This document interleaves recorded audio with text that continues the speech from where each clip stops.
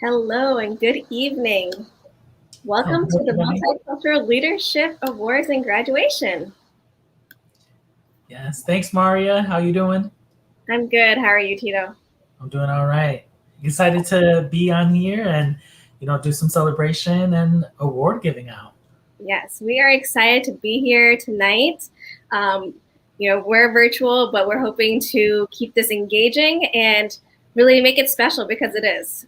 So we're really excited to host this event this year. And we'll be your host for tonight. My name is Maria Ahmed. I am the Assistant Director for Leadership and Involvement at the MSC. I oversee our internship program, leadership opportunities, and campus involvement, and help put together events like this one. Cool. Hi, everyone. My name is Arturo Diaz, but I go by Tito or Tito. My pronouns are he, him, and his. I'm the Organization Development Specialist within the Multicultural Student Center. Very excited to be here tonight and be co-host with Maria. My main job is to help multicultural student organizations on campus with resources and funding opportunities. Awesome. So before we start the program, we wanted to give a shout out to last year's grads who may not have been able to get recognized or celebrated in the way we would have planned.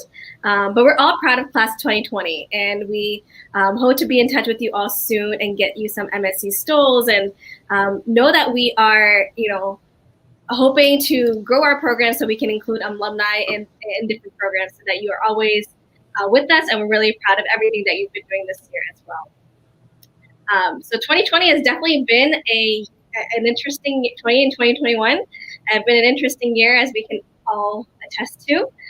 But we are proud of our virtual skills that we've developed over the last year or so. So we're hoping tonight to be quite smooth, but as any virtual event, we do ask for your flexibility if we have any technical difficulties or anything like that.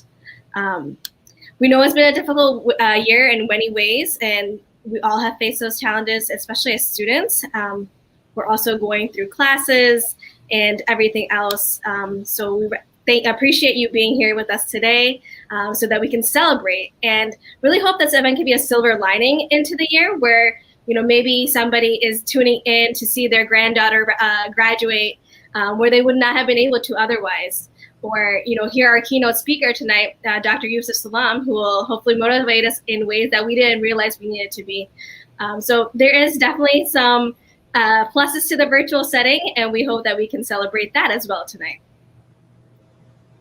Yes, definitely highlighting those. I think it's important. This time of year is always great because we're able to invite many different people from our family, our chosen family, who might live with us at home or who might travel across the globe to see us. And so this way we're able to send out this link for everyone to come through tonight. So I can tell you all a little bit about what to expect for tonight's program, the Multicultural Leadership Awards and Graduation. So our first portion of the event will be the Leadership and Student Organization Awards. So really highlighting a lot of the work that our student leaders do on campus. Y'all are all amazing. It's really great that I'm able to work with y'all. I love it. And the rest of the MSC staff always loves working with y'all. And it's always a great opportunity to highlight just a small portion of what y'all are doing, because what y'all are doing across campus is amazing. And then, as Maria said before, we'll have our featured keynote speaker tonight, Dr. Yusuf Salam, as well as other speakers from campus, even our own little special student speaker tonight, who you all hear from later on. And then lastly, we'll end with our graduation ceremony and the calling of names. So MSC staff has worked hard to make sure that we do the perfect pronunciation. So please bear with us while we go through that, but we will do our best to make sure we highlight y'all and give y'all the spotlight virtually. So it does sound like a packed agenda. However, we just ask that you stay with us. It is going to be a little bit, we're in Central's time right now, so it might be over the dinner hour for you if you plan on eating sometime soon, or if you're planning to do anything else. We just, put us on in the background or keep us going. Just engage with us the rest of tonight, because you will not want to miss the many surprises that we have for you. Yes, Tito is right. And I'm really proud of everybody who's commenting already. We do want to keep this really engaging and a fun event. So throughout the night, if there's shout outs you want to give, or you see a picture of somebody you know and you want to say something, or you just want to say hi to Tito, feel free to do that at any time, and we'll be sharing these comments up here. And so I guess one thing we want to know and would love for you to share in the chat is to see where everyone's tuning in from. So we're all not together. So where is everybody? If you want to put your city or your state or maybe which room of your place you're in, we'll want to see what's going on. And while you're doing that, we also want to remind you to tag us on social media at UW Multicultural about how you're watching, how you're celebrating tonight, and who you're with. And anything else that you want to share. We want to see what's going on.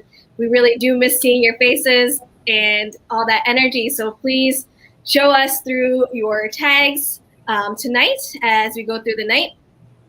And especially student orgs, as you hear your nominations and these awards and your fellow student leaders with all the work that they've done. And you've been the ones who have been nominating each other. So please continue that support throughout the night, and we'll keep it moving. So we have a lot of Madison here still, and we had some Portland, Milwaukee. All right, we're all over the place. So keep that coming. And Tito, I will pass it to you.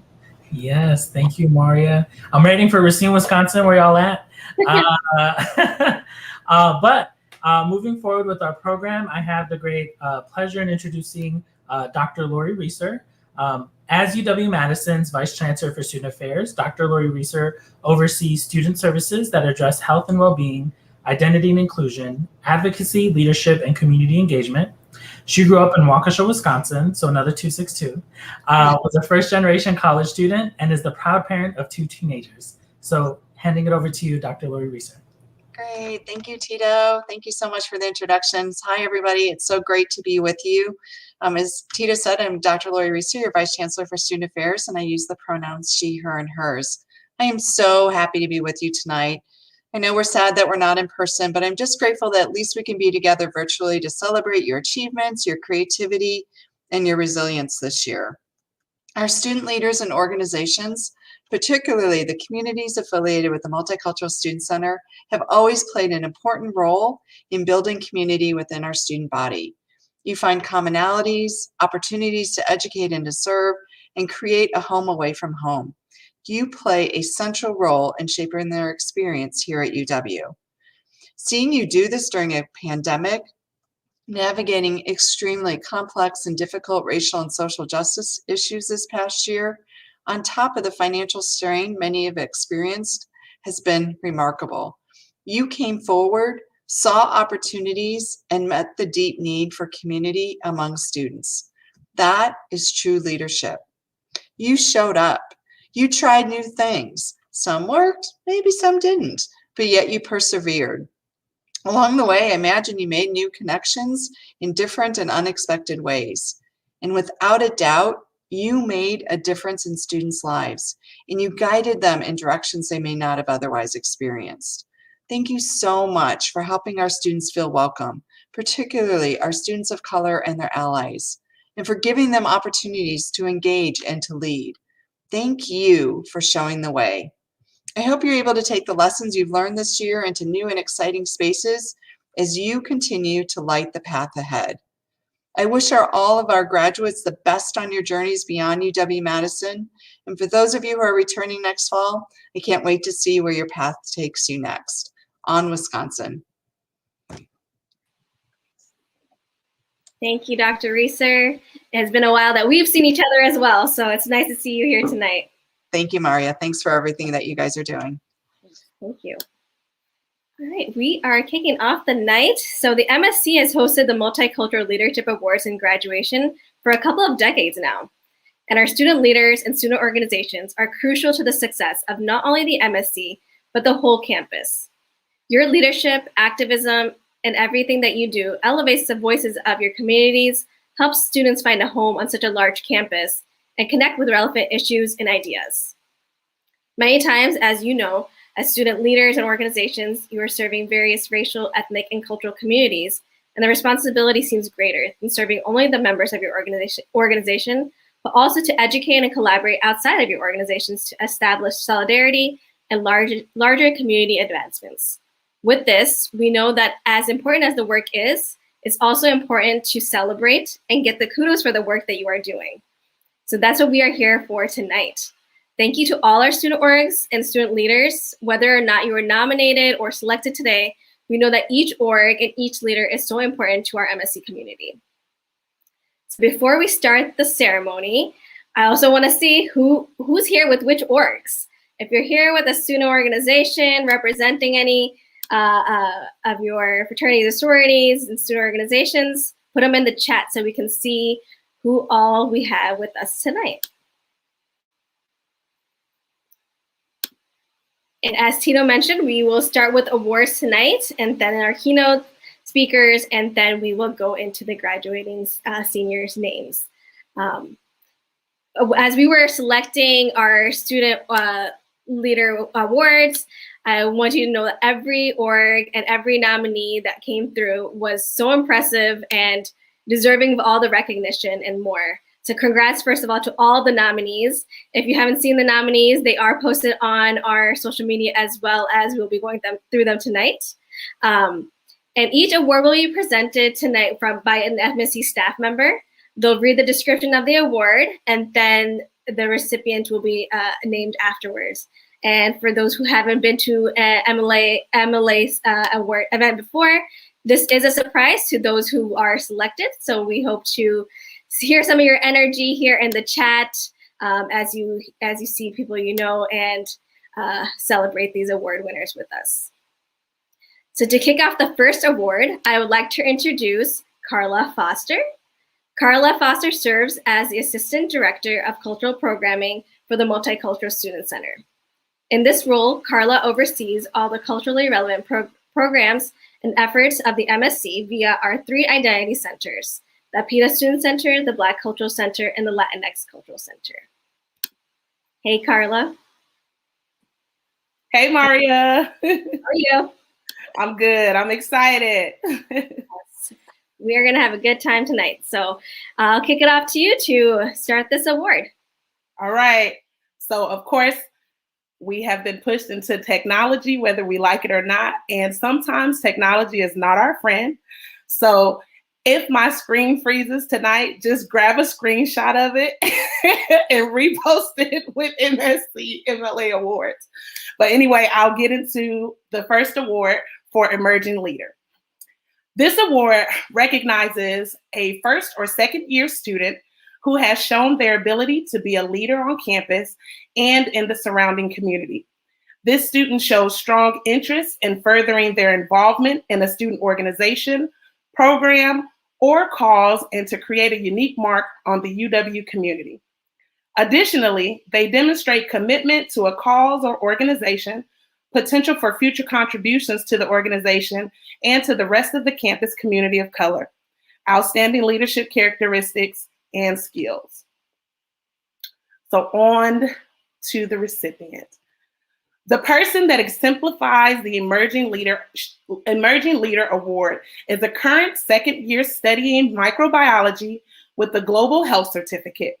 They are involved in CO, the Hmong American Student Association as the Public Relations Chair and Secretary of AKD5 as current Secretary and Alumni Co-Chair. They have also held the Wisconsin Asian Pacific Islander American Vote Co-Liaison for AKD5. This year's recipient is deserving based on their dedication and efforts to support the vision and goals of the organizations that they are a part of. Within HASA, they are a critical member in fostering a sense of home within the Hmong American community on campus. Within AKD5, they have integrated their professional skills to create organized meeting minutes and assist in bridging the gap between undergraduate and alumni members in the organization. As a previous APIA Vote Liaison last semester, this year's recipient and their co-chair persevered through the pandemic and hosted 3 voter registration booths to increase voter registrations within the community. Knowing the significance of the election, they also helped AKD5 collaborate with HASA and AASU in creating social media content that depicts voter locations and what individuals need on the day of voting. On top of their work ethic and the impact they have made in their respective organizations, passion is what fuels their actions, and it is admirable to see them flourish as they balance their academics as a pre-med student. This year's Emerging Leader Award goes to Caitlin Yang.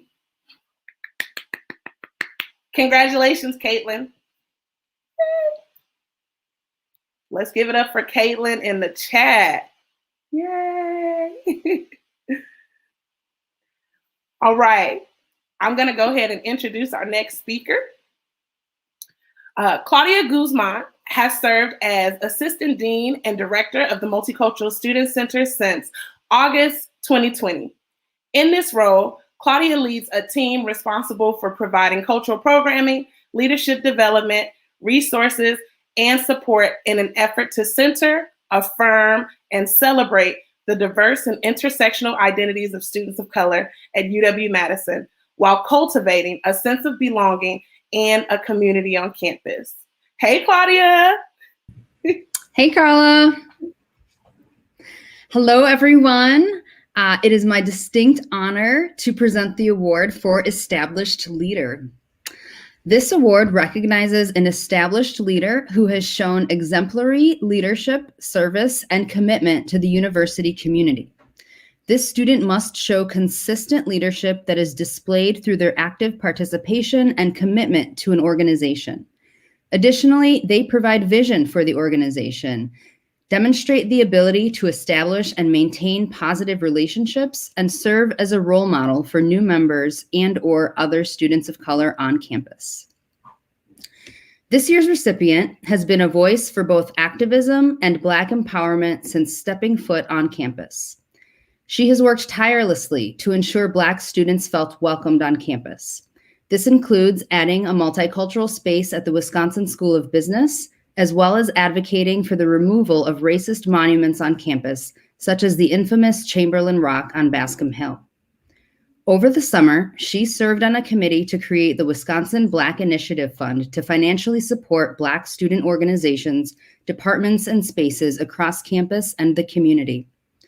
Currently serving as president of the Wisconsin Black Student Union, she and her organization have put on events showcasing and highlighting women of color, such as For Colored Girls, financial literacy events, a virtual walkout in honor of Breonna Taylor, as well as countless general body meetings to connect students of color. This student is someone who the campus turns to when they need guidance, and she has never been scared of challenging the status quo and advocating for students of color. This year's Established Leader Award goes to Nala McWhorter. Congratulations, Nala. I've heard so much about you this year, although it's been completely virtual and I haven't gotten to know very many students. So your reputation precedes you and your legacy will be long lasting here at UW. The next award will be presented by Lauren Adams, Program Coordinator for the Black Cultural Center, or BCC.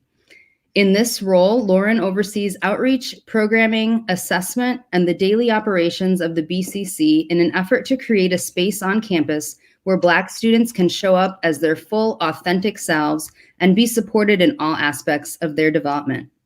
Hey, Lauren. Hey, Claudia. Good to see you. You too. Okay, so let's get into this next award. So, Campus Legacy. This award recognizes a graduating senior for an exemplary track record of leadership, service, and commitment to the university community over their entire collegiate career. This award acts as a capstone leadership award for a senior who has worked throughout their collegiate experience to better the UW community and beyond, as well as their own leadership skills. This student is a backbone for the Black Voice, a student publication that has increased its coverage and readership in recent years. She writes, manages, and puts in long hours to create good journalism that showcases the Black student community as well as their issues of interest. She is also involved in a documentary about the Black Voice. Beyond that, she is a poised representative for the UW community, as evidenced by her time as moderator for the live streamed Isabel Wilkerson talk at UW. In the classroom, she is a leader. In her Principles of New Reporting course, she was a co-leader in the final project that involved 70 plus news stories. It's hard to summarize this as she has a track record of standout work. She goes the extra mile and is a Badger, committed to the university and working hard to make it a more inclusive place. She has been a key organizer in the battle for Black liberation on campus over the course of the past year. She has been heavily involved in multiple organizations that were built from the ground up. She is a consensus builder who works to make sure voices are heard.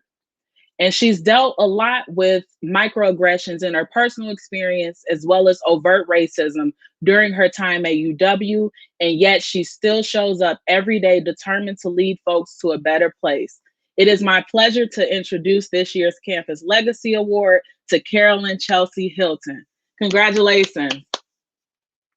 And also, Chelsea, if you in the comments, I'm gonna miss you coming by the VCC saying, hey, Miss Lauren, so proud of you. Okay, so this next award is the Social Justice Initiative Leader. This award recognizes an individual student who has demonstrated a passion for social justice education, advocacy, and dialogue within communities of color on campus.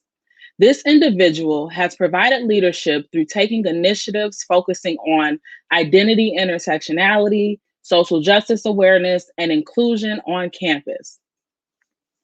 This student is a UW-Madison senior studying in the business school and also is the former president of the Lao Cambodian Student Association and a leader in the Sigma Lambda Gamma National Sorority Incorporated, the Kappa Gamma chapter on campus. And they are also the treasurer of the Multicultural Greek Council. She has also served on the APITA Heritage Month Planning Committee and has served an integral part of the APITA student community on campus.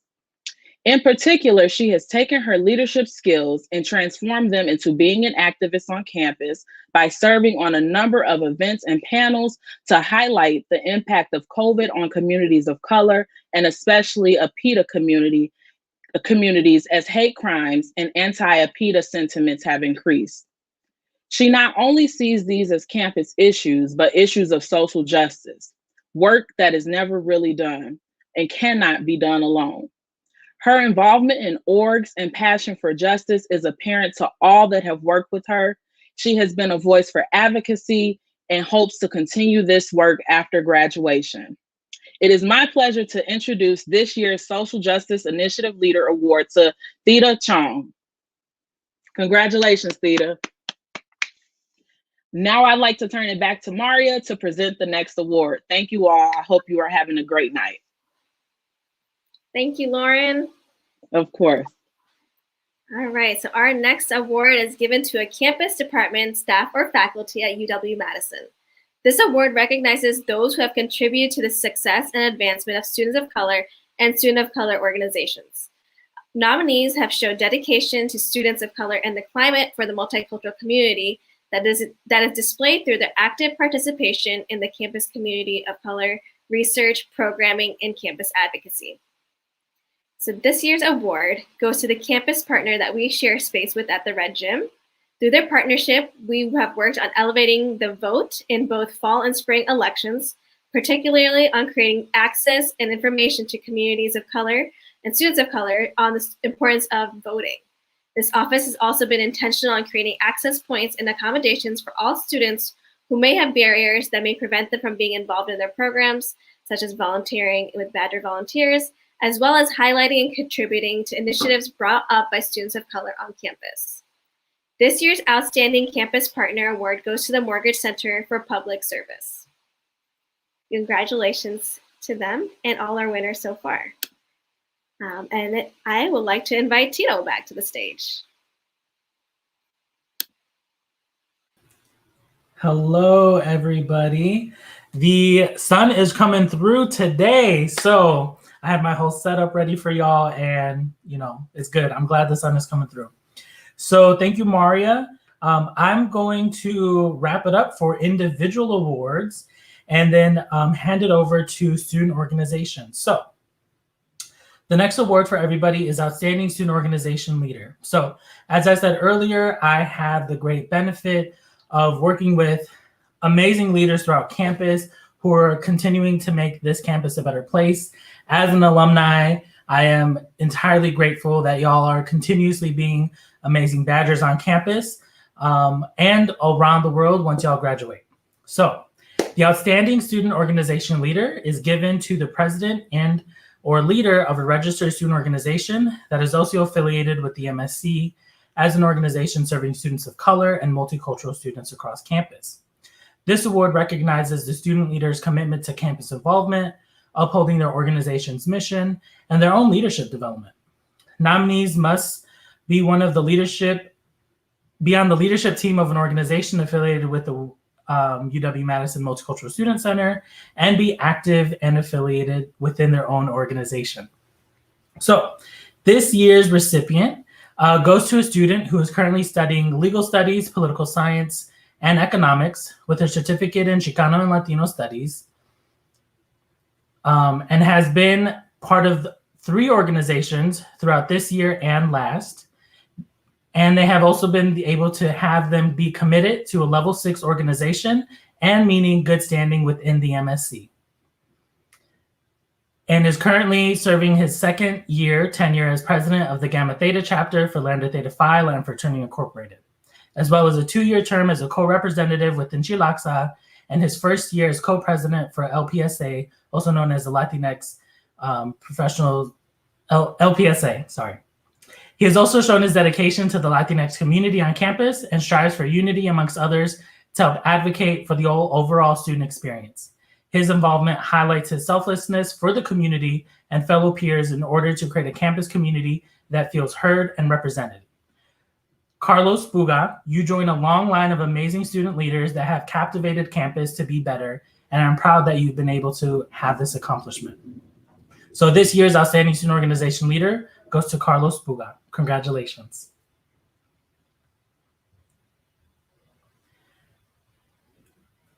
Transitioning over to our Student Org Awards, I wanted to remind everyone to please follow us on social media. That is at UW Multicultural. We are on Instagram, obviously YouTube, as well as on Facebook. That is one of the best ways that you can stay up to date with what's going on within the Red Gym, in the MSC, as well as our identity-based centers.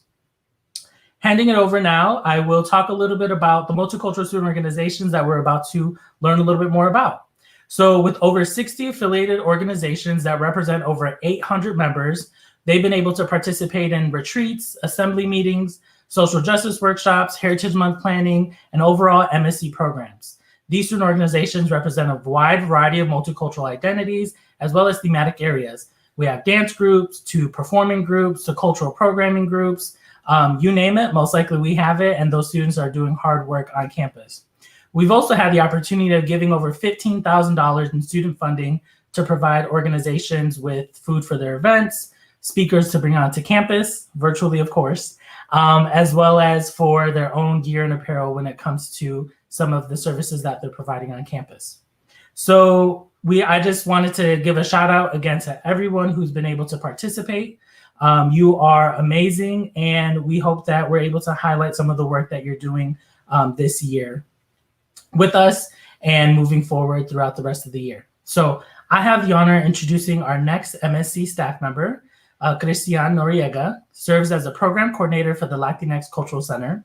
During his time here, Christian has been able to connect with multiple Latinx student leaders to produce the annual Latinx Heritage Month celebration, in addition to other programs that center and explore the diversity within the Latinx identity. Christian, handing it over to you. Awesome. Thank you so much, Tito. Hello, everyone. Really excited to be here. So the first award that I'll be able to present is the Outstanding Virtual Program Award, which is designed to recognize events or programs that have made a significant impact on the UW community. Programs can be an annual occurrence or new for a registered student org of color, or formatted differently to accommodate for the virtual setting. These programs can be educational or social in nature and should serve the needs of multiple sections of the UW-Madison community of color. This year's Student Organization's Outstanding Virtual Program focused on creating awareness about the farmer protests in India. This organization may not have had too many members, but is ready to partner and collaborate with some of the larger orgs in order to bring awareness to social justice issues, and particularly issues within their community. While the topic of the farmers' protests may not have been known to many, the virtual event was intentional to provide background on the issue, current impacts, and providing it full circle to campus, as Wisconsin is also a large farming state, while lastly, providing action steps. This year's Outstanding Virtual Program Award goes to Punjab Farmer Crisis event, hosted by the Sikh Students Association. Congratulations.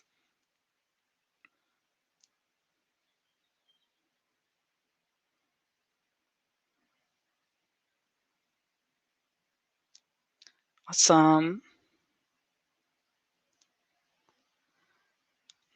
All right. So I get the honor to present a second award. So the second award is the Outstanding Social Media Engagement. This award recognizes a student organization's efforts on creating community awareness and engagement through social media avenues, in particular during the increases of virtual programs and opportunities. The organization's engagement can be educational, social, cultural, or issue-based, and centered around building community for their student organization, its members, and campus at large. This year, this organization transitioned to a virtual Discord server for all programming and a bulk of communication, creating a community for nearly 100 active Discord members. Folks communicate via the general chat function, practice Japanese language via the language learning chat, and more. Through this Discord, they have hosted movie nights, social justice panels, career nights, and by collaboration between the social media team and social justice team, they have created posts recognizing the Japanese American Internment Day of Remembrance, the rise in Asian hate, and indigenous Ryukyu and Ainu peoples, among other issues affecting the Japanese and Japanese American communities. The social media platform has been a way to put the Japanese and Japanese American student members first. This year's Outstanding Social Media Engagement Award goes to the Japanese Student Association. Congratulations.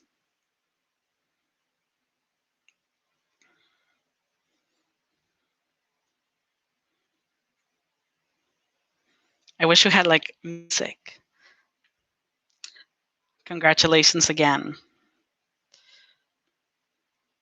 So now I will introduce the next presenter. Tev Lee serves as the program coordinator for the APITA Asian Pacific Islander Desi American Student Center. Understanding the intricacies that come with growth and lifelong learning, he hopes to continue working with and expanding the support and resources necessary to provide aid to students and the APITA community at UW-Madison. Welcome, Tev.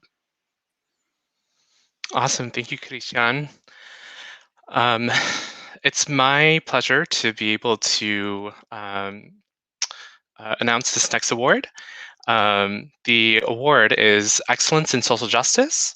This award recognizes a student-led organization that has demonstrated excellence in social justice programming, efforts, and leadership during this academic year.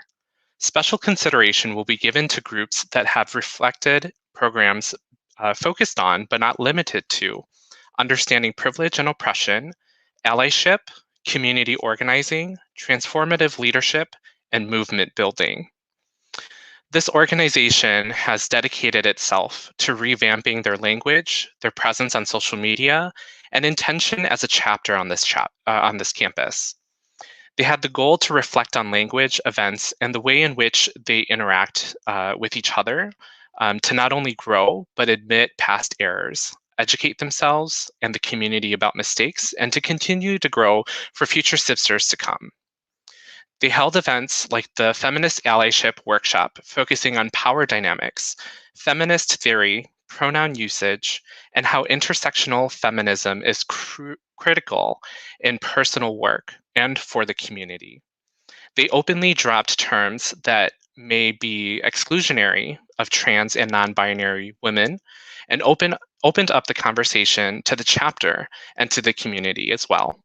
This is an ongoing process, and they hope to continue to do their best to commit to intentional programming to make the chapter a safe space for all. This year's Excellence in Social Justice Award goes to the Gamma Mu chapter of Lambda Theta Alpha Latin Sorority Incorporated. Congratulations, and I'm excited to see the work that you all have committed and will continue to do here on campus.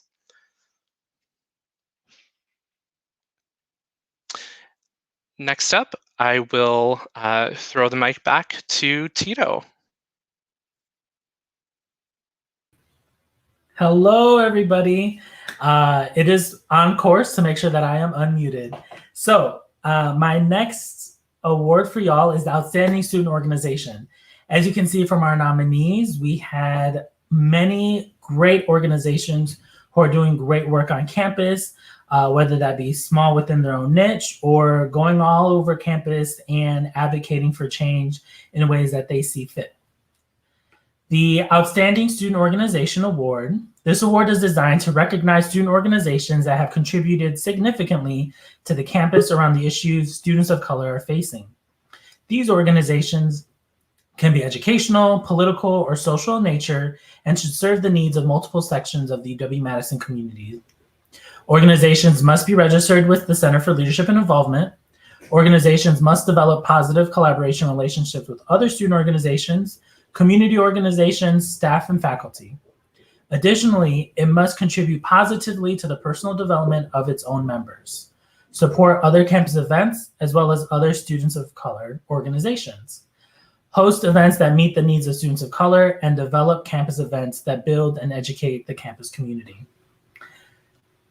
This year's award recipient is an organization that seek to raise awareness of Tibet's rich culture, evolving politics, oppressed citizens, and growing diaspora.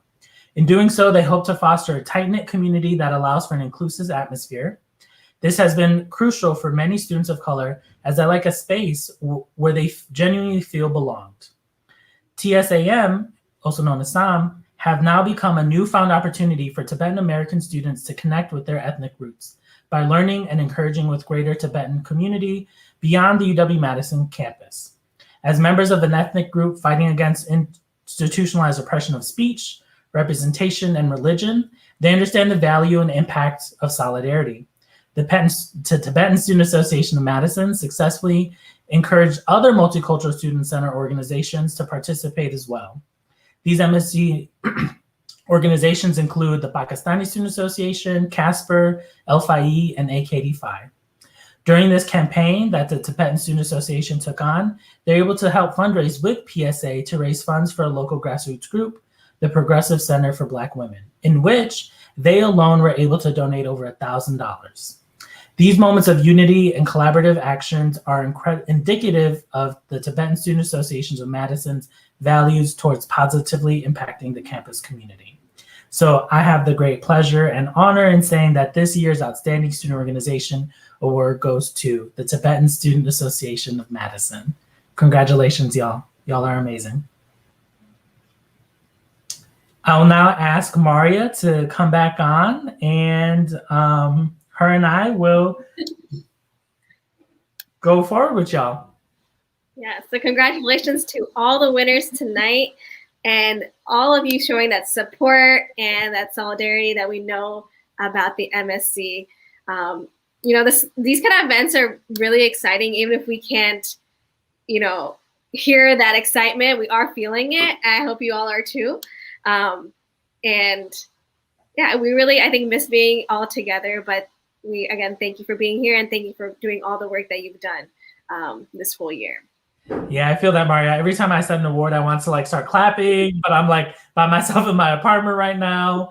But the comments are really amazing. So please, y'all, keep it up. It's really helping us as virtual presenters to kind of keep the momentum going. When y'all go in on that, it definitely, is letting me be known that, people are actually watching us. So thank you. All right, so Tito, how have you been? How's the year? We're almost like at the end of the semester. How's the semester been for you? Yeah, I would say it's been an interesting semester, So not only juggling, working from home, I think, it did take me a few weeks to figure it out. However, the MSc was open, so it was really great to go back on campus back when we were doing our rotations on it. So it was good to be in the space. Definitely felt different because, our space was only open for studying, which, side note, we still will be open for finals week next week, y'all, so please come through. So, it's definitely been a journey, but looking forward to seeing what fall has to bring. How about you, Maria? How's the semester been for you? In some ways, especially I think this week and maybe last week, it felt like I was on campus, that rush for this kind of event and all the emails. And I know all of you students who are in Madison who may have been stopping by to get your stoles and gifts, or I know a couple of weeks ago, if you got your pictures taken, there was a lot happening. And even though I was trying to do all that from my phone and laptop, it felt like it was a whole team feeling, especially with all of us staff and our interns. So most of you all know who our interns are, but the MSc does not work and function without our interns. We value every single one and everybody, especially this. I know I text you all at random times to do the most random things, and you show up and you do it. And, that's what makes the MSc the MSc. We're here with your, sharing your ideas and trying to make it happen, but you are the ones who we look to and turn to and get that input from. So we wanted to thank the intern team as well today. So as I mentioned, part of my role is to oversee the intern team, and it's kind of funny because a lot of the interns that we hired this year, we've never actually met in person, but we are making things happen with Rachel and Sami, our newer members of the team, and Kristen and Christian. But it has been a fun time. Hopefully, we are able to get together and do some of the things that we've done in the past. But here are our intern team for the year. And we hope to be looking to hire in the summer for the upcoming school year. So things you made happen was at the front desk. We had a lot of pickups, a lot of different events with items to pick up and take home to do virtually. We had a lot of virtual events where we were trying to do these tech things, posting a lot on social media, and the study spaces that Tito mentioned. You all made that happen. So please give them a shout out and a comment up there so we can show some appreciation for our intern team. And on that note, one such intern I had the pleasure of introducing today as our student keynote speaker that you all have already started. It's May. So May has been an intern with the MSc for 3 years in various roles and has always been a supportive and helpful intern to the staff team and the intern team. She will be graduating with a degree in Women's Studies and certificates in Asian American Studies and Studio Art. She has been involved in the Japanese Student Association and the Multicultural Student Union. Her passion for social justice and enthusiasm for creating equitable spaces for all students on campus while having a great attitude has led to the MSc selecting May as a recipient for the Ginsberg Family Award. And she is your student speaker for our event tonight. Hi, May. Hi, Maria. Thank you so much for that intro. I'm doing well. How are you? I'm well. I'm really excited that you're doing this tonight and we're all here. And for everything that you've done with the MSc and on campus. Thank you so much. All right, I'm going to hand the mic over to you so you can do your tonight. So, hello, everybody. Hello, graduates, students, friends, family, chosen family, and loved ones. Thank you all so much for joining me tonight for the 2021 Multicultural Leadership Awards and graduation ceremony. As someone who has been a part of the Multicultural Student Center, as Maria said, for the past 3 years, this ceremony is very special to me, and I'm so honored to be speaking before all of you today. As a graduating senior, a lot of people have been asking me lately if I am ready for graduation. It seems to be the world's most popular question to ask, and I've come up with a few answers over the last year. Sometimes the answer is yes, I am so ready to graduate. I literally never want to write another essay in my entire life. But the closer that day comes and the more I try to prepare myself for the massive change that graduation entails, the more I am convinced that I will never really feel ready.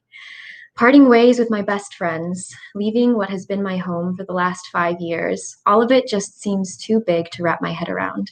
But I've been thinking, maybe feeling like you're ready for something isn't really all that important, because graduation day is coming, whether we're ready for it or not. And I think that sometimes you just have to take the leap, to do the hard thing, and the doing itself makes you ready for it. And that's really what life is all about, isn't it? Reaching and stretching for new and difficult things, growing a little more and becoming more capable until one day all of the things that used to scare you aren't so scary anymore. So maybe no one is ready for graduation, but it comes and we get through it, and one day we realize that we made it to the other side in one piece. All we can do is take a deep breath and enjoy these last days that we have together.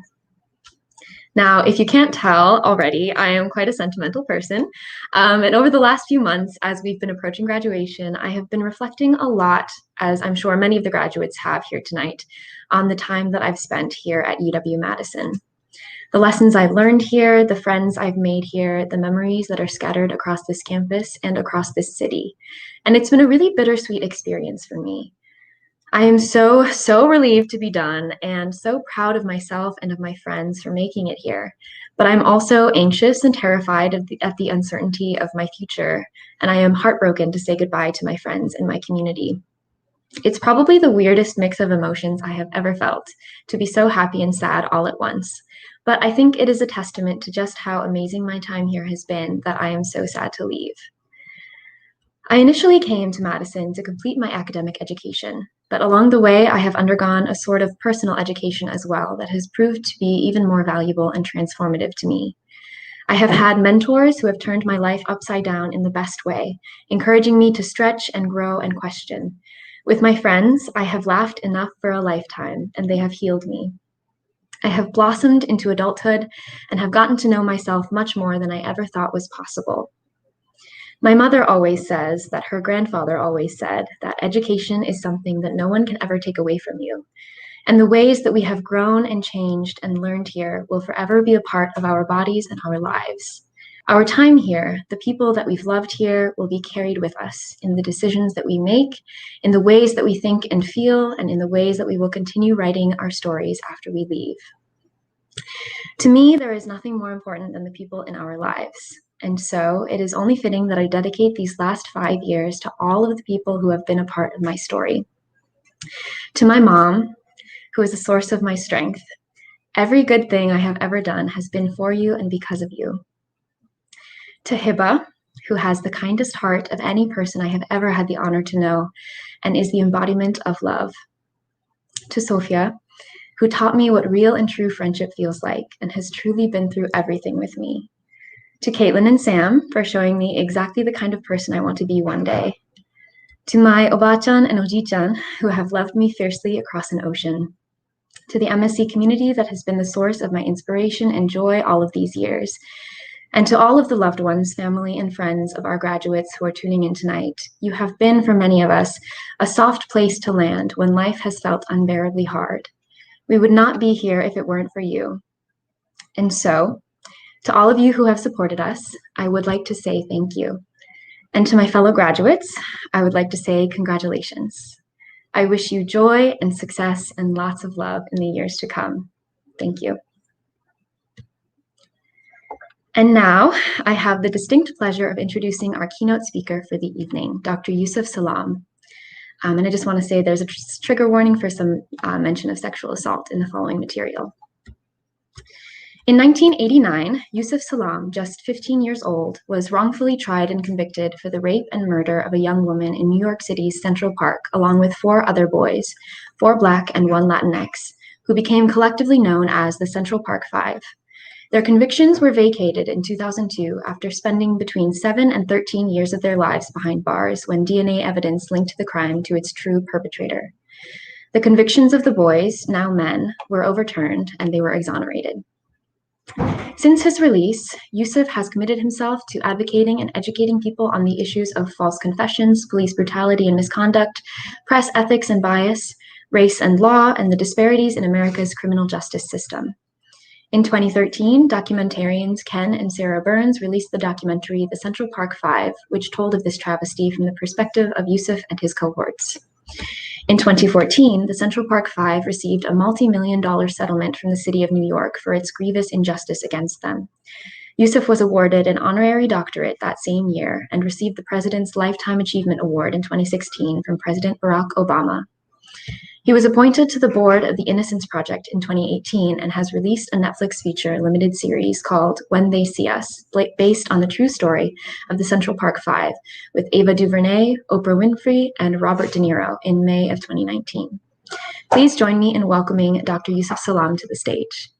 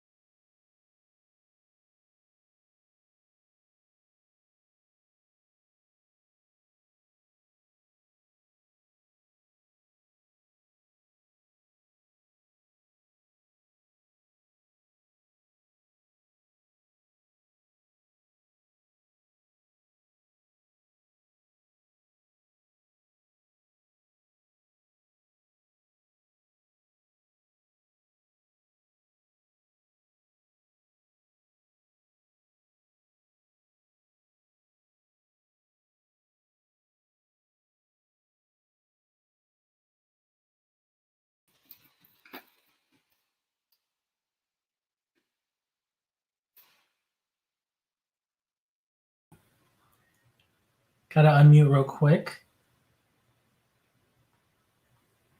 Hey y'all, so we're just experiencing a few technical difficulties. I just wanted to say thank you so much, May, for that introduction and for that very heartfelt speech. It was definitely reminiscent of all the times that we had in the Red Gym. And I can tell a lot of your peers really felt that as well. So thank you so much for being able to be vulnerable in this space with us. I definitely feel like if we were in probably like Trip Commons, the Red Gym, there would have been tissue all over the room. So thank you so much. If y'all are just able to stay on with us just a little bit longer, we're trying to figure out what's happening on our end. And so any questions in the chat? Anyone want to know anything before we get started with our speaker? Yes, so we this definitely will be replayed. Once we're done going live, it will be available on YouTube, and we'll probably do some edits and put it on our Facebook page as well. Also, congratulations.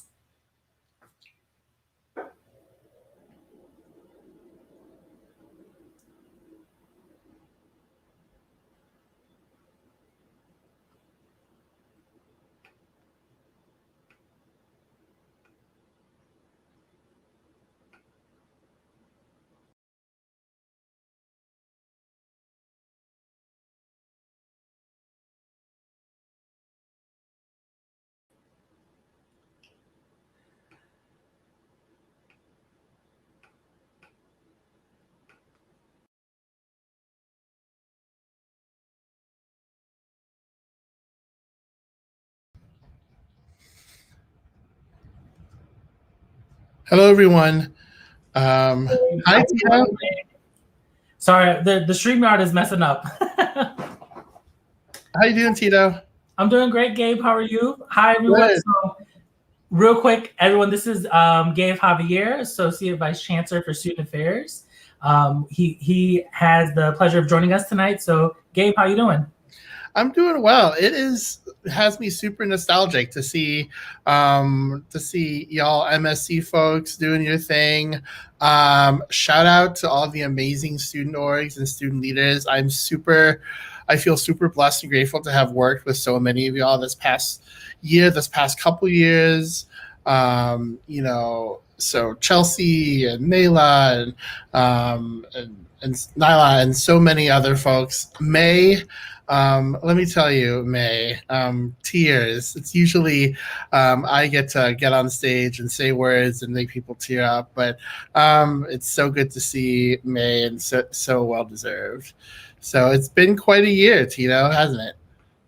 It definitely has, Gabe. I mean, it's hard to believe it's almost been a year of us doing this in terms of, the semesters and everything like that. Folks just talk about you entered the pandemic and then you aged 3 years. It really did. Yes. But it's been good. It's always a great opportunity to just, see all the amazing things our students are doing. And so, it's a great time to reflect on everything. And it's also hard to believe that like finals weeks is next week, and so May 8th is commencement, right? It is. It's coming right up. And, it's not going to be a commencement like we're used to, but, we want to welcome people back in a safe way.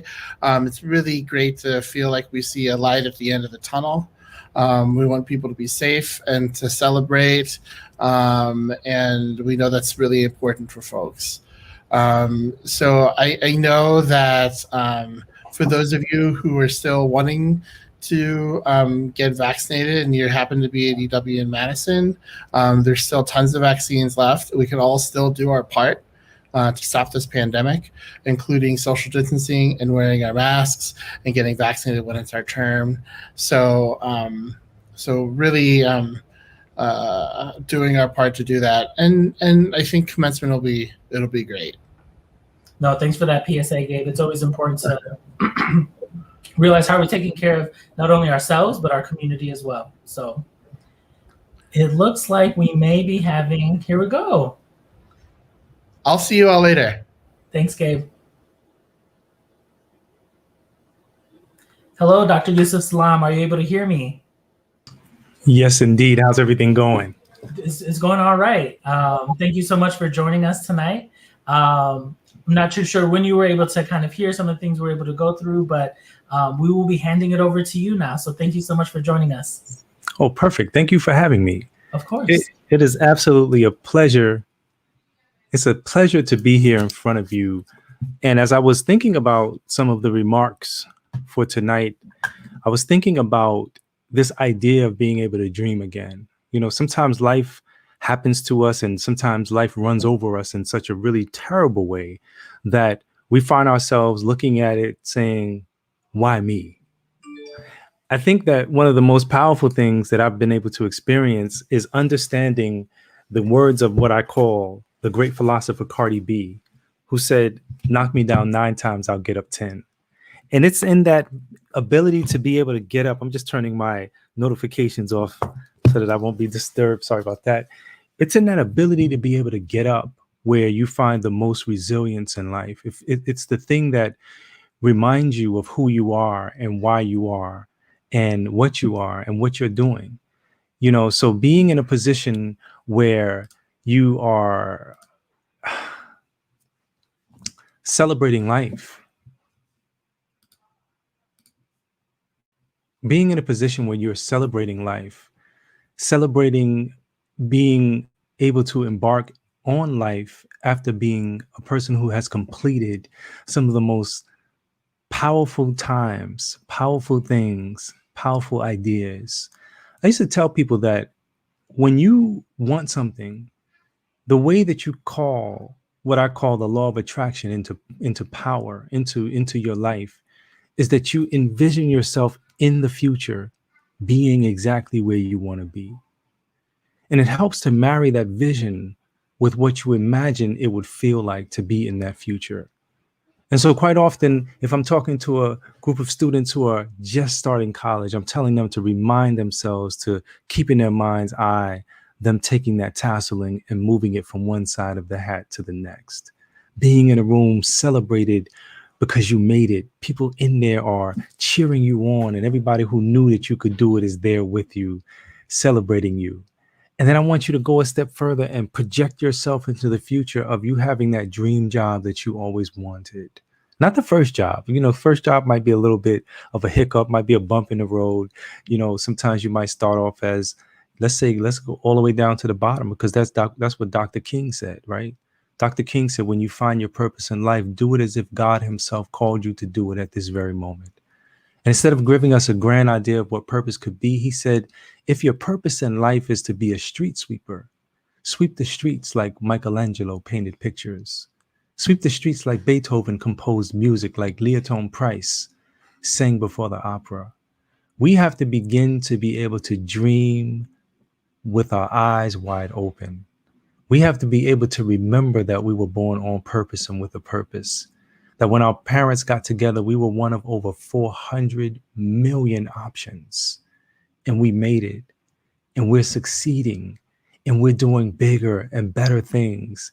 Here we are locked down in the pandemic, and we're still being a mover and shaker in our lives. And I think that that's tremendous, and it should be celebrated. It should be commended. I have books that I've written recently. One is Punching the Air. This is really a love offering, I tell people, because it's not my story, but it's based on my story. Me and my co-author, Ibiza Boy, really did a deep dive into what it's like to be a person of color pushed to the margins of society and trying to fight for your life. And of course, I don't know if you've been watching me on social media, but I just recently received a few previews of my book that's going to be released next month, May 18th, Punching the Air. And this is my story. This is my whole story. It's about living life on purpose. It's about remembering that where you are, you knew you would be here. Even the bad is shaping you to become resilient. It's about the surviving of the fittest, as they say. Sorry, I forgot to turn one of my notifications off. Okay, there we go. It's about being a survivor in life. And more importantly, I think it's about charting the way. It's about, as we age like fine wine in our futures, that we set the path and the pattern for all of the people that are coming after us to mimic. That we package in our deoxyribonucleic acid, that DNA that's inside of all of us, we package in it the baton as we pass it back to the future generations so that they can see what's possible first with you and then with them. My life is a life where it's unimaginable, the things that I've gone through, the things that I've grown through. Being run over by the spike wheels of justice at such a young age, being vilified by the media, over 400 articles being written about you, criminalizing you. You and the four others that you went through this system with. And it was one of those most demonizing events that could have sent you off into a path of evil. But when my mother, if you've seen When They See Us, you see my mother coming into the precinct and getting me out of the clutches of the enemy. And what she said to me is something that I want to tell you, because I want to tell everybody how powerful they are. She didn't have the opportunity to protect me anymore. I was 15 years old and I had to grow up very, very fast. And she had to give me last minute instructions. She was my modern day Harriet Tubman. She had been teaching me about life.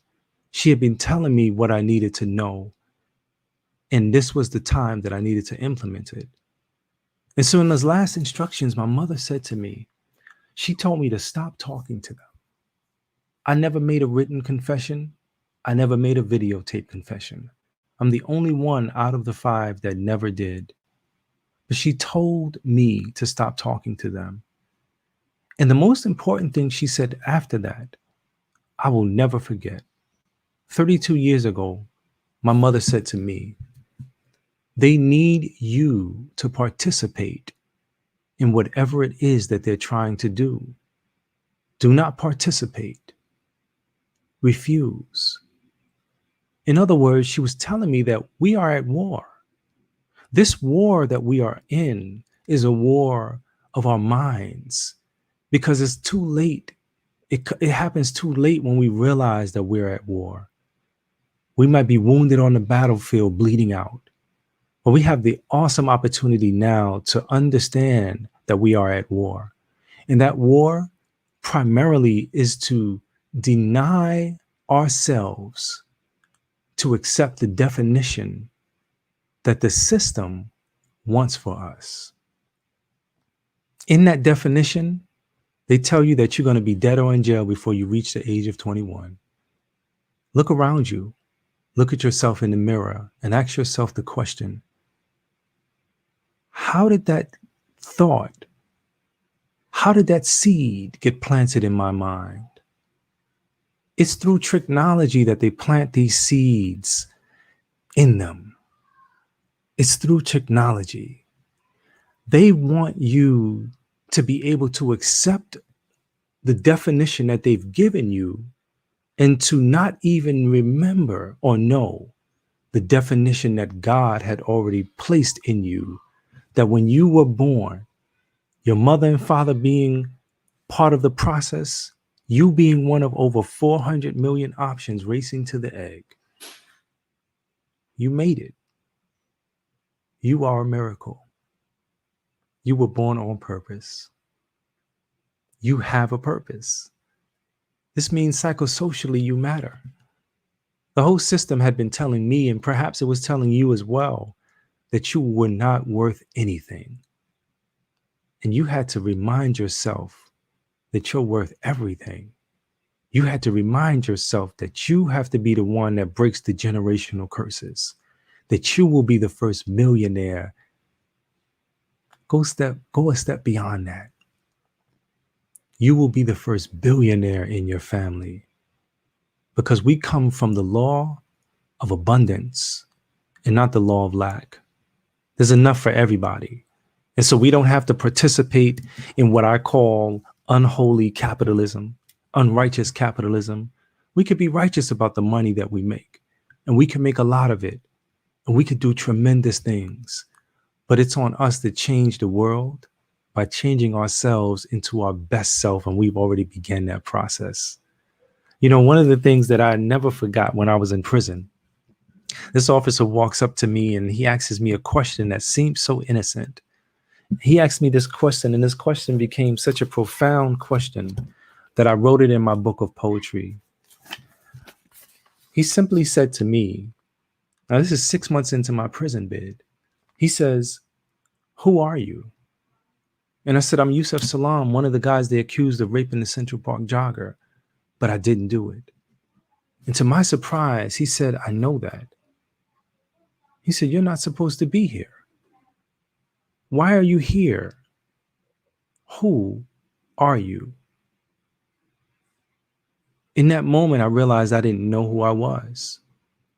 I didn't know that in the context of time, that I was an African American, just like Dr. James Baldwin said, to be African American is to be an African without memory of who you are, and to be an American without privilege. That the color of my skin automatically made me into a weapon because of the fears, the false evidence appearing real that played in the minds of the people who uphold white supremacy. They looked at me as one of the five and said, he's the tallest of the group. He's the darkest of the group. He has to be a threat. And it gave me prison. One of the things that they didn't contend with is that this Central Park jogger case, 13 years later, the truth coming out, this number 13 is one of the most unlucky numbers in America. Most buildings don't have a 13th floor if they go up high enough. They might have 12, 12 and a half, 12, and they just do a super jump right to 14. But 13 is usually an unlucky number. Friday the 13th has gotten a bad rap. You got to go to work and it's the 13th day. You got to take a flight and it's the 13th day. You sitting in the 13th aisle. But look at God. Man plans.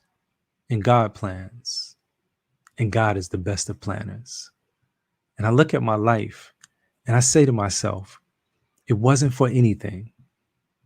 I was being shaped into a diamond. All the pressure that was being placed upon me, it was so much pressure, but I had my face to God. And in the pressure, God allowed me to smile. God taught me that I could meditate my way out of this hell. That if I meditated with my eyes open, never having the opportunity to sit in my cell with incense burning and nice mood music playing, maybe even white noise music playing, I had to meditate as I walked to the mess hall through people that were killers, that were rapists, that wanted to kill me. I had to free myself mentally so that even though I was in bondage, my mind took me where my body was not. And I was free every single day. And it was in that freedom that I found the truth. That this case, called the Central Park Jogger case, is actually a love story between God and his people. This case is a case that God is using in order to put the whole system on trial. This case is a case where you see people being buried alive and forgotten. The system forgot we were seeds. And instead of a social death, we've emerged like the phoenix from the ashes, because as they built the fire to consume us, they forgot the owner of the heat. I never forget, I went to my cell one day and I saw Tropicana orange juice and Entenmann's cookies. And at first I thought I was seeing things. I thought it was a mirage. And then I felt it. Then I opened the box and they smelled so good. I smelled the orange juice. I hadn't had Tropicana orange juice in years. And I remember my mother's voice came into my head. My mother used to tell me that she was raised in the Jim Crow South. And quickly and immediately I threw the stuff out because I said to myself, they're trying to kill me with the food.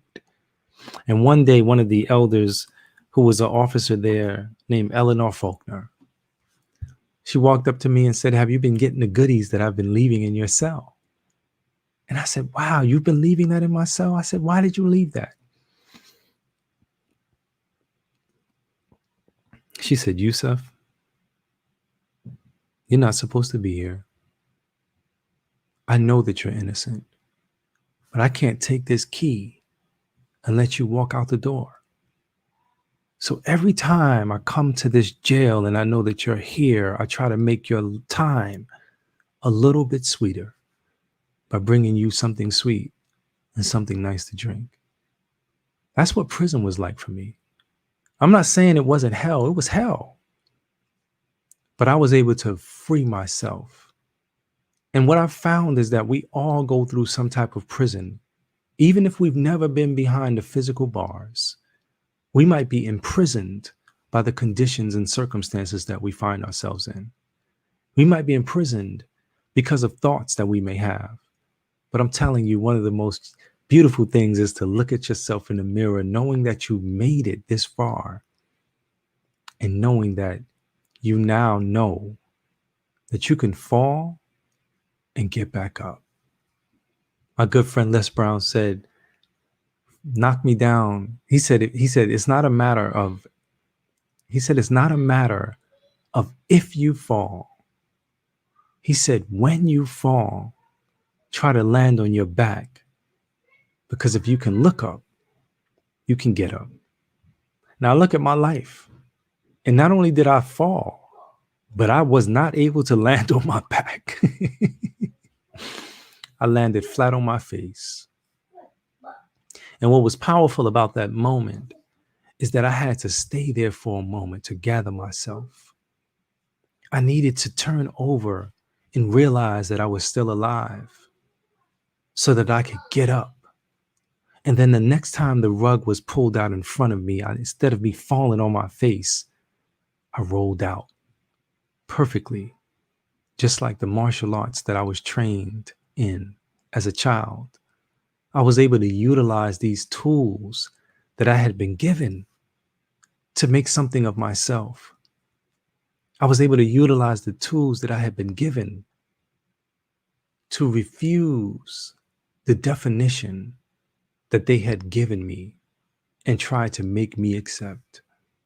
And so that question I asked a little earlier about the Black and brown communities, when we asked the question, what's the prognosis?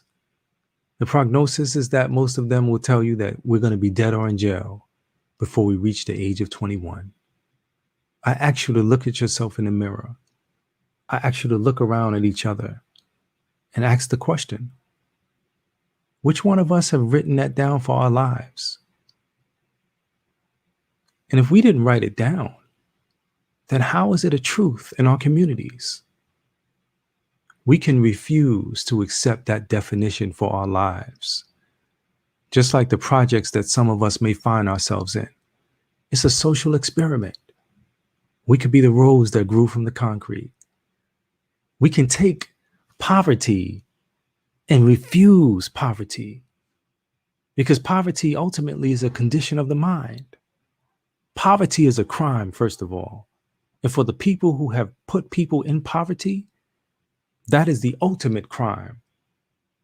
But we have the opportunity to take that thought that they have planted in our minds and refuse to accept any of it, elevating ourselves to the highest vibration and looking at the successes that we are experiencing today and beyond, and know that we can accomplish anything. Like I said, my life is an example. 15 years old, run over by the spike wheels of justice. 7 years later, I came out of prison. I thought I had everything because I had a college degree. A college degree didn't help me. We see that explored in When They See Us through the story of Raymond Santana. He had a college degree as well. The college degree didn't help him. We couldn't get jobs as easily as we wanted to. As a matter of fact, one of the jobs that I got fired from. And the reason why I know I got fired wasn't because they told me I was fired. It was because I picked up the Daily News that morning and read the article that said that I had gotten the axe from the job that I was working at. That's how it was. Every single door of success was supposed to be shut in our faces. But we got to keep on moving forward and opening up and knocking on more doors and finding out other ways. I remember Malcolm X wrote in his autobiography, he said, those individuals that were becoming educated, those were the individuals that never came back to prison. Even if they were a criminal, even if they had participated in a criminal act, they realized that they had more options than one. They realized that they too could refuse to accept the definition of this lowly life that had been placed on them. And if they couldn't get a job, then they made themselves a job. They created something because they knew that they operated from the law of abundance and not the law of lack. The law of abundance says that there's enough for everyone. The law of abundance says that there's a slice of this earth that is mine and mine alone. The law of abundance says that there's more money than we could even imagine, not for all of us, but individually for every single one of us. And so imagine the collective. This is how we have to move. We have to operate in life as if we are people walking around with magic wands. We have to operate in life as if we are alchemists. I remember reading and hearing the words of my great teacher, Dr. Maya Angelou. And what she said, which was so important, she said many things, but one of the things that vibrates with me and reminds me, hold on. It reminds me, it's time for me to break the fast. It reminds me that we are really magicians. Uh-oh. This water doesn't want to open. Oh man. Can't get it open. There it goes.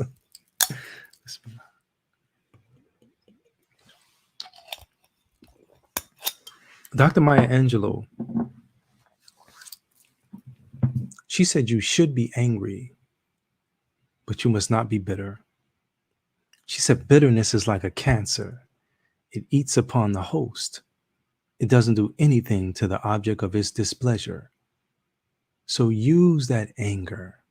This is how you become the alchemist. You dance it.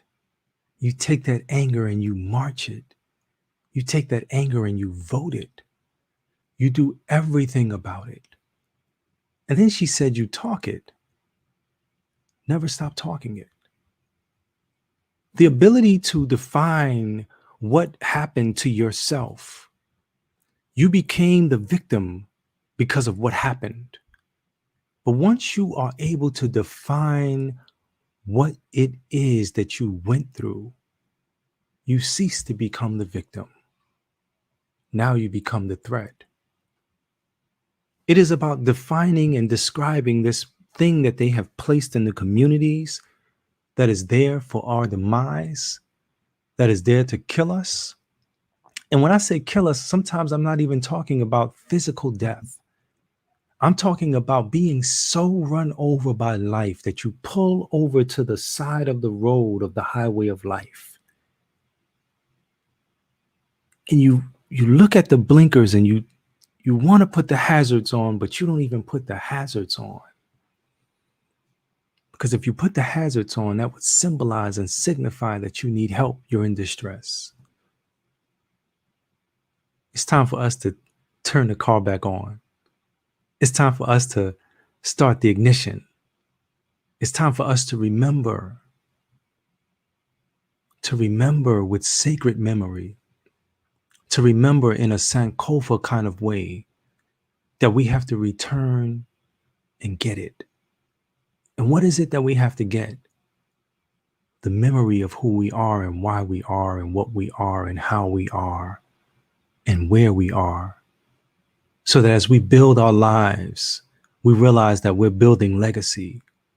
As we build our lives, we realize that we're building an example, that everything that we do matters, that this phone is not a smartphone because of whatever phone it is, but this phone is a smartphone because of what you do with it. That doesn't mean that every single day, every single moment of the day, you have to be researching and documenting and doing all of that. Oh, you could take a breather every once in a while. But don't let the lazy lifestyle of watching TikToks and what's the other thing that they just put me on to? My children, I have 10 children. I have 7 daughters and 3 sons. And my children range from ages 25, 22 down to 20, then 19 May 10th, God willing. 17 going on 18 in October, and then all the way down to 12, 9, 7, and 5. The middle children are all girls. The last one is a boy. The top 2 are boys. It's just amazing. You provide examples for them, provide legacy for them, provide the way to show them exactly what's possible, that they too can rise above any circumstance and make the best out of it. I looked at the life that I had been given and realized that I had been given lemons. And instead of crying and saying, I got lemons, what am I supposed to do with this? I made lemonade. I want you to make lemonade out of the life that you've been given. I want you to be able to put sweetness in it, to remember the journey that you've gone through, to understand the purpose in life, that psychosocially you matter. You matter so much that the whole world knows it. They know that you are the future mover and shaker of tomorrow. And as we move into our futures, we got to keep dreaming with our eyes wide open. Dream the impossible dreams.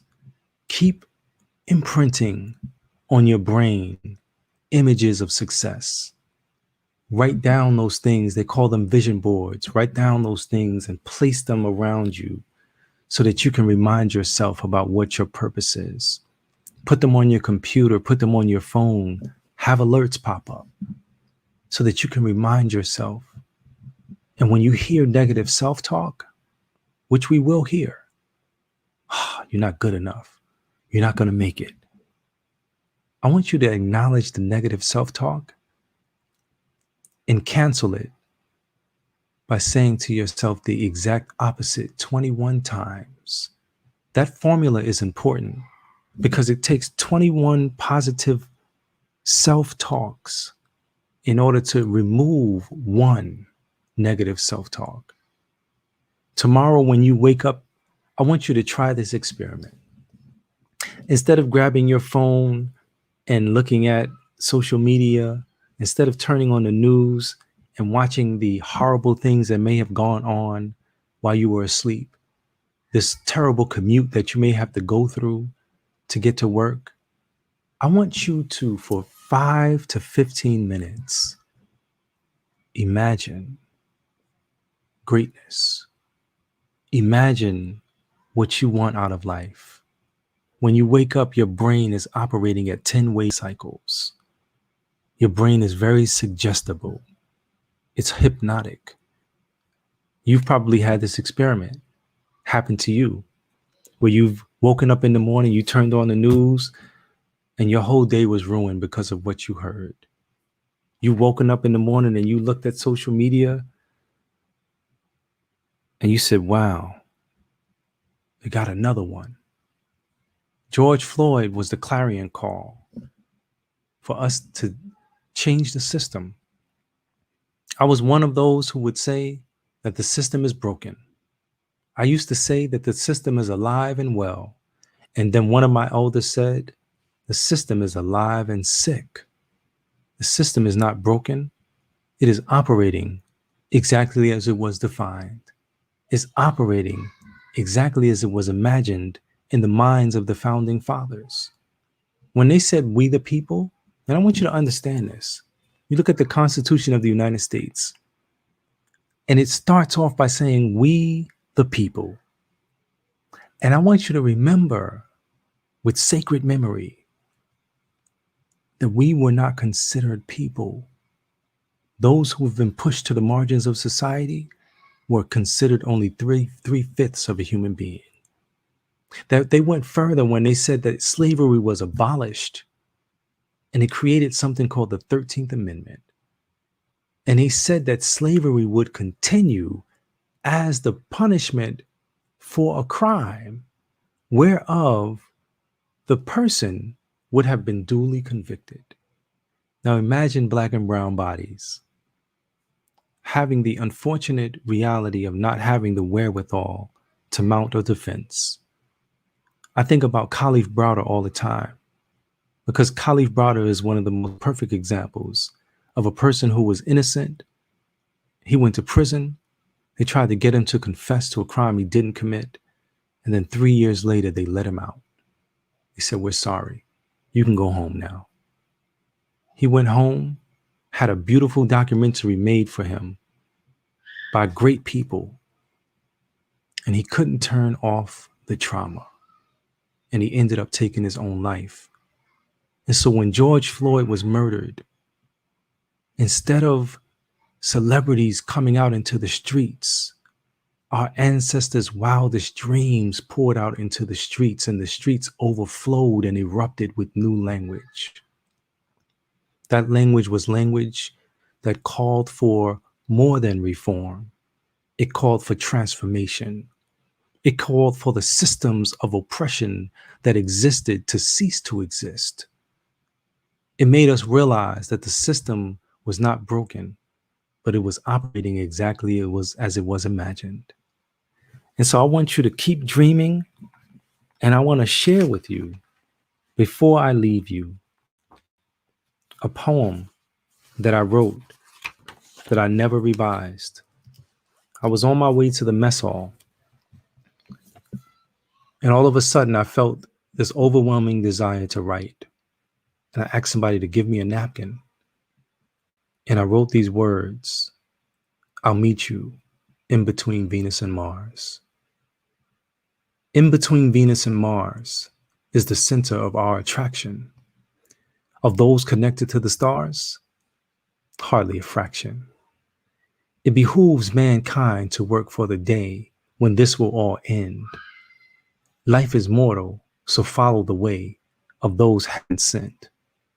Awaken and receive that which will give you life, or remain horizontal and never begin the flight. For the solution, I'll descend from amongst the stars, and I'll meet you in between Venus and Mars. Congratulations to all of you. Thank you for participating in your life. You have so much more to give, so much more to offer. I can't wait to see what you will do next. I'll be watching. Thank you.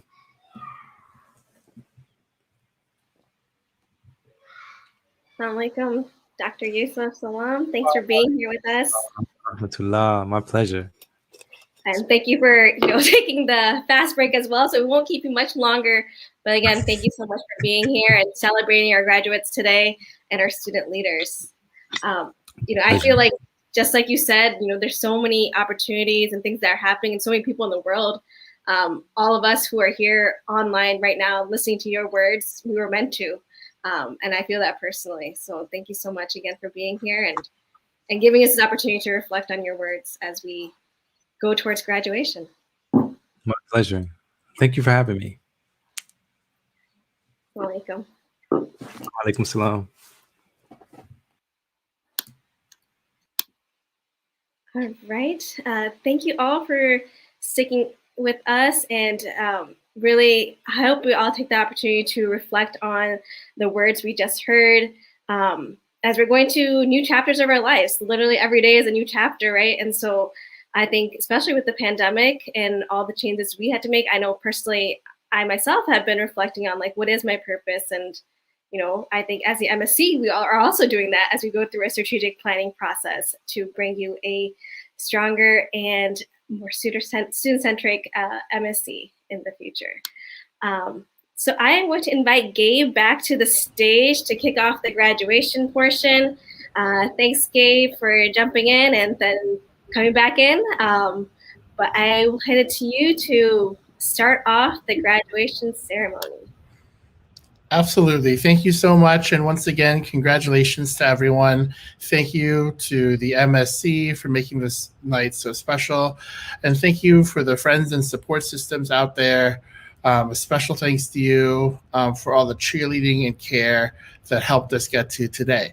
So without further ado, I would love to begin reading the names of our graduates. Jennifer Acevedo, Ishan Adams, Bashir Aden, Isabel Aguado, Soha Ahmud, Damola Ajibola, Toby Alawade, Emiliano Alcorta, Joshua Allen, Wendy Alvarez, Zoha Aman, Mabuba Amer, Bianca Bacher, Ryan Banerjee, Tyler Beeman, Hannah Bulai, Adriana Bentley, Adrian Bermudez Perez, Prayag Bakar, Mahima Butter, Samaria Bruce, Jalia Butler,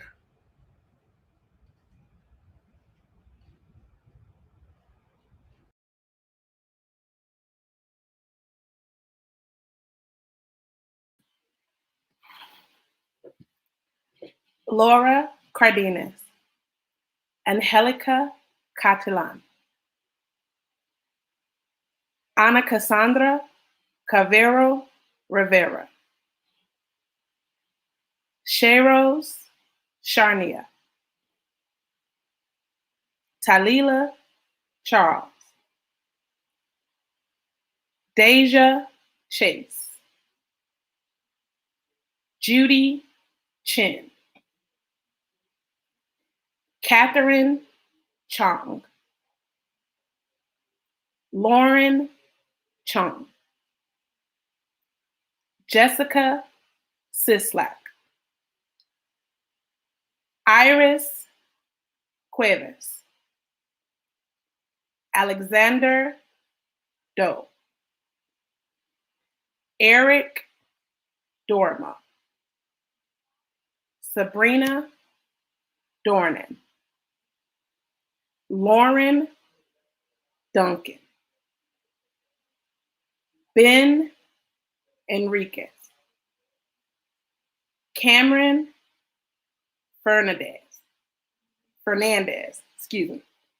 Cameron Fernandez, Maggie Fox, Stephanie Frost, Giovanni Gali, Daisy Garcia, Samuel Garcia, Daisy Garcia, Katya Garza,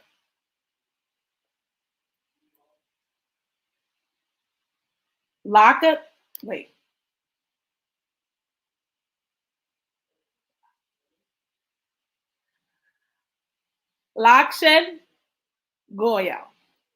I'm sorry. Tiana Gray.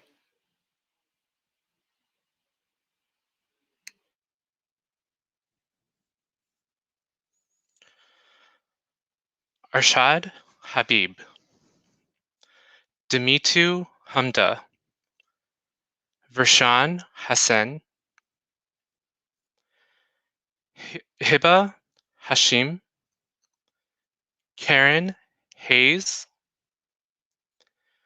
Jessica Hernandez, Elijah Holmes, Molly Horwitz, Tony Houston, Tian Chung Hu, Chelsea Hilton, Destiny Jackson, Leonquel Jackson, Caitlin Jackson, Taya Jackson Strong, Asha Jain,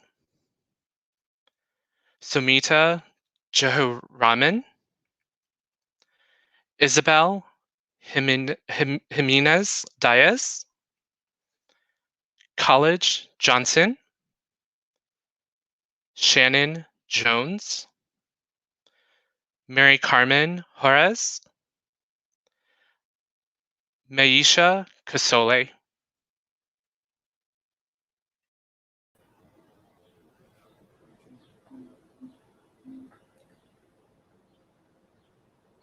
Deidre Lambright, Odwe Lassay, Rose Lee, Nina Lee, Carissa Loper, Ramiro Lopez Jr., Casey Liu, Lathi Mallet, Lati Mallet, Cesar Martinez, Nyla Mathis, Taj Matumbi,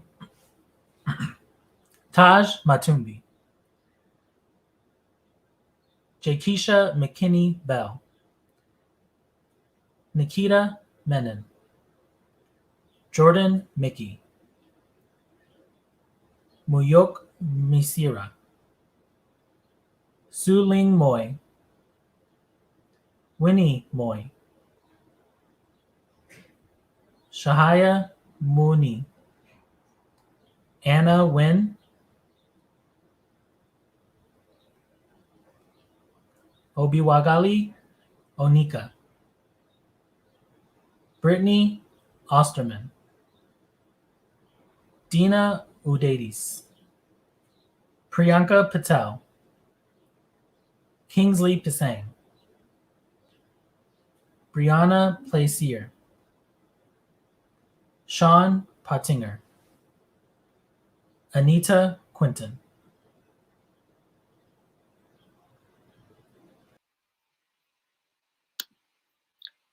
Akshat Raika, Jennifer Raya, Taylor Reistand, Dalila Ricci, Daisy Riley, Khalees Robbins, Matthew Rodriguez, Karina Rodriguez, Juliana Rojas Cerón, May Sacano, Kayla Sam,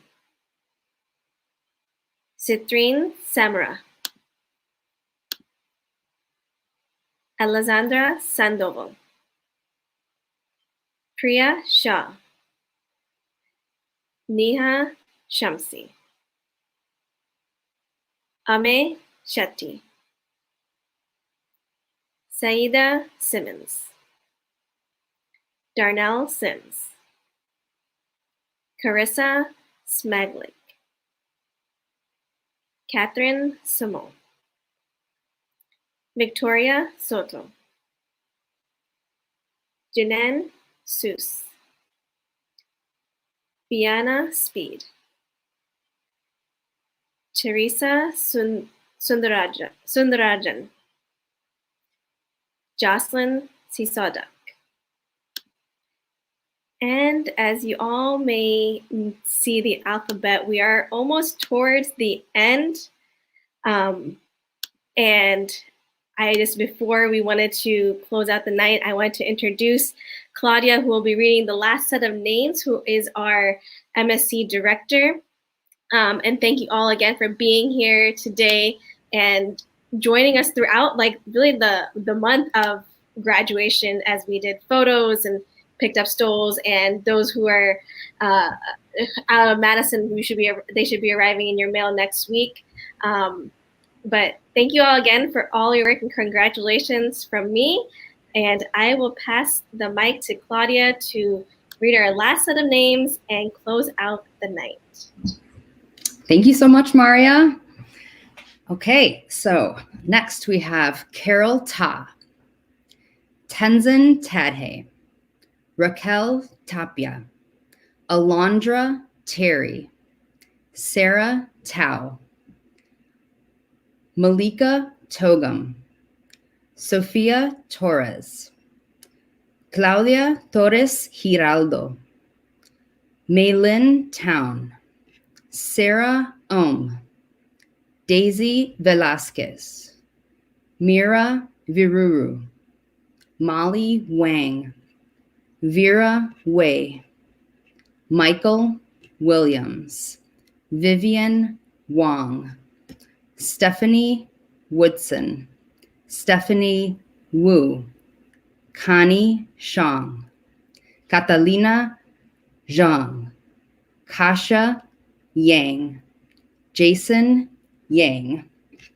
Chelsea Yigan Kohei, and last but not least, Diana Safala. Congratulations, class of 2021. Little pause for fanfare. I wish I had some confetti to throw, or some pom-poms to shake for you all, but congratulations. We hope that you had a wonderful evening tonight in our attempts to honor you in a virtual space.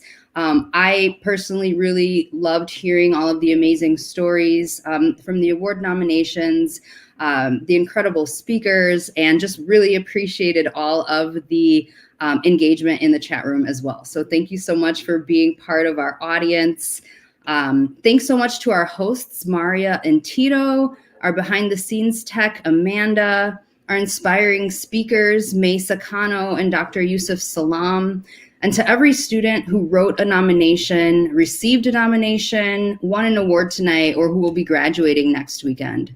This campus is a better place because of you, and you will always have a home here.